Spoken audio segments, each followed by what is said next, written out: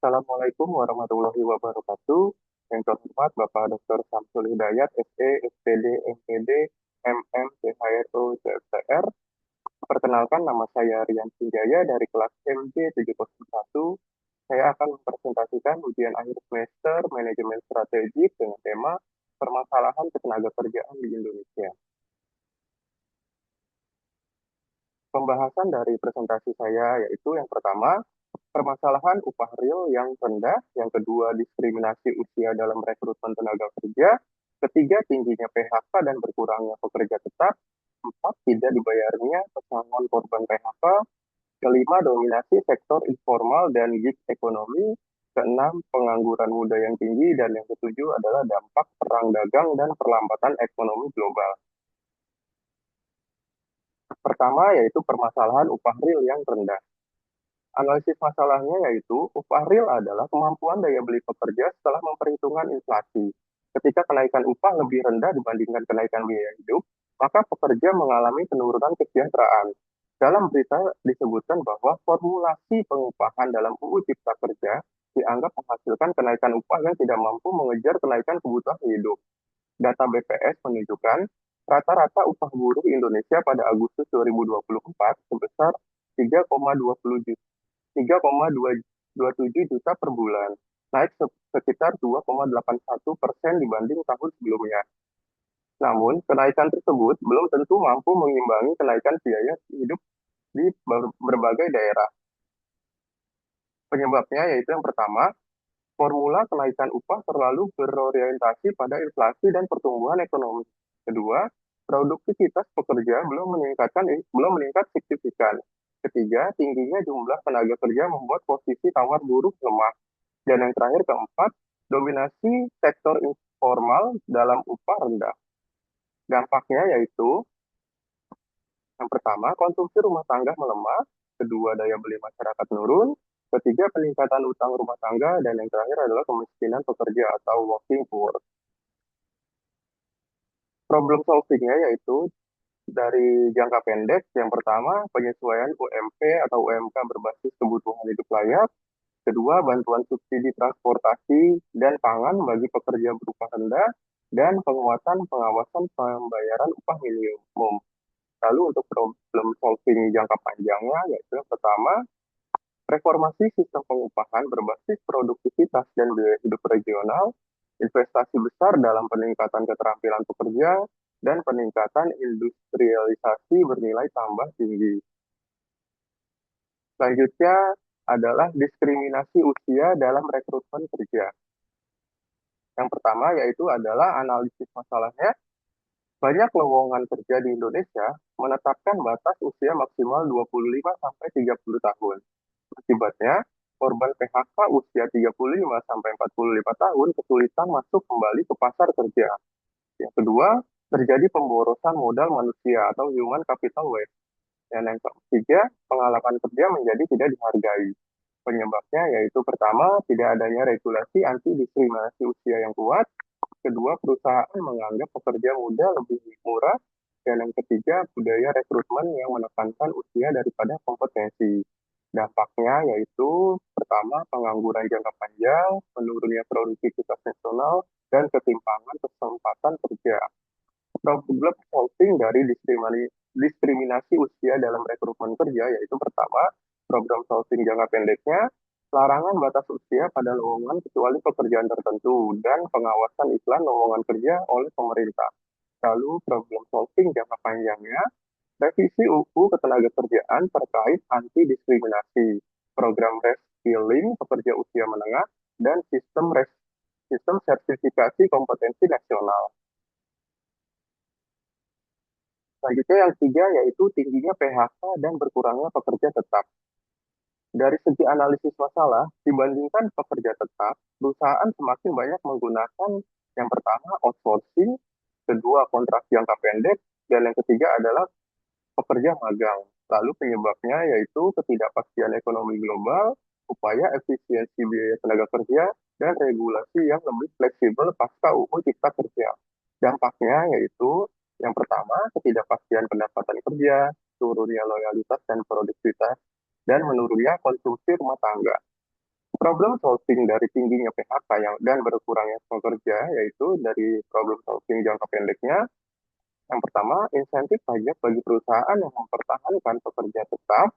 Kedua, program subsidi upah saat industri mengalami tekanan.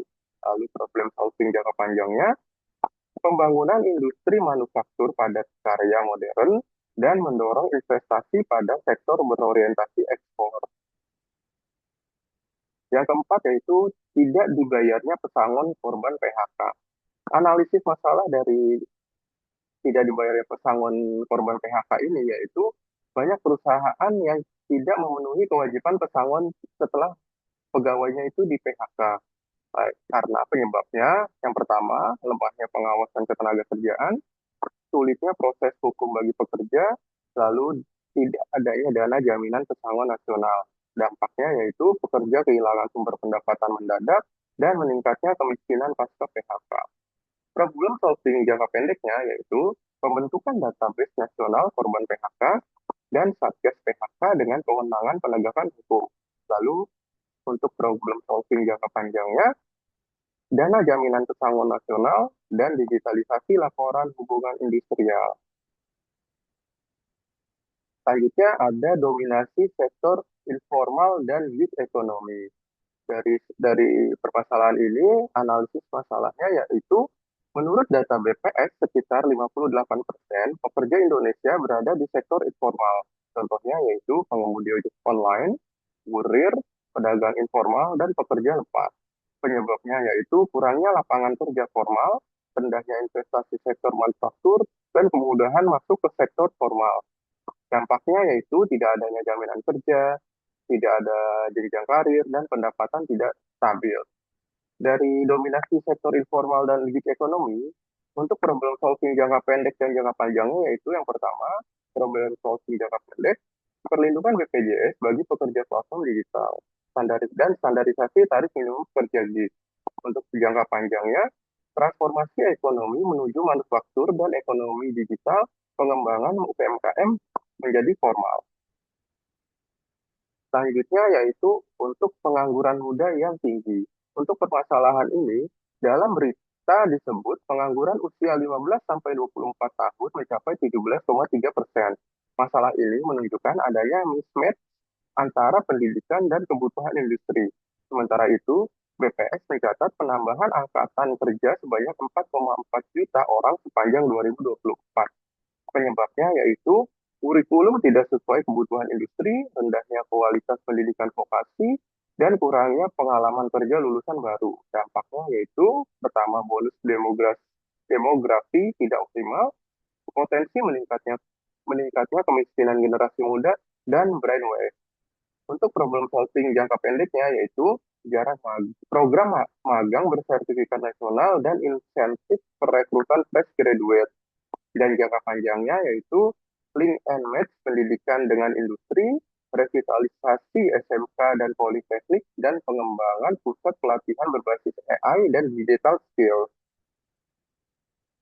Selanjutnya dari dampak perang dagang dan perlambatan ekonomi global. Ketergantungan Indonesia pada ekspor komoditas dan industri padat karya menyebabkan guncangan global cepat berdampak pada tenaga kerja.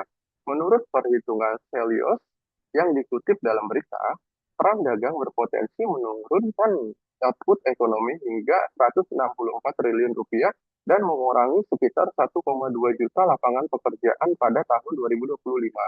Untuk problem solving jangka pendeknya, yaitu diversifikasi pasar ekspor dan insentif industri padat karya.